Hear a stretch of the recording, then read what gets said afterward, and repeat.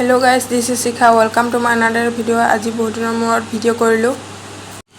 বৰ্তমান অসমত কেনেকুৱা পৰিস্থিতি চলি আছে আমি সকলোৱে গম পাওঁ, সকলোৱে দেখিছোঁ।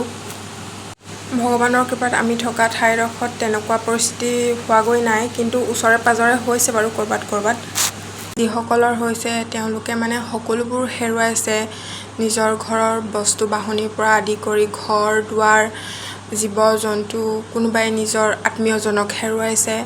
মানে সকলোবোৰ শেষ হৈ গ'ল আৰু এই সকলোবিলাক যাতে অতি সোনকালে আগৰ দৰে হয়। সকলোবোৰ আগৰ দৰে হ'বলৈ বহুত সময় লাগিব বাৰু, হয়তো বহুত বছৰ লাগিব কাৰোবাৰ, কিন্তু তথাপিতো সকলোবোৰ যেন আগৰ দৰে হয় অতি সোনকালে।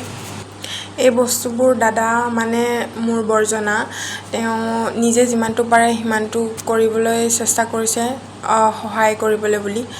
তাত দাইল, আলু, পিঁয়াজ, তেল, নিমখ আৰু মেগী, চয়াবিন, পানী, সেনেকৈ কিবাকিবি আছে, আটা, মহ খেতা ধূপ, যেনেকৈ পাৰিছে আৰু যিমানটো কৰিব পাৰিছে তেওঁ আনিছে। এইবিলাক আমি তাৰপিছত ভণ্টি, মোৰ মাহী ছোৱালী, আমি দুজনী মিলি টোপোলা কৰি বান্ধিছোঁ দুজনীয়ে।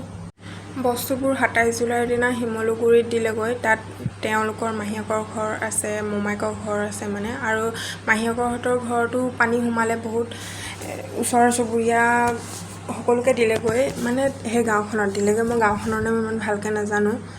আৰু আজিলৈ ভিডিঅ'টো ইমানেই। সকলো ভালে থাকক, বাই বাই।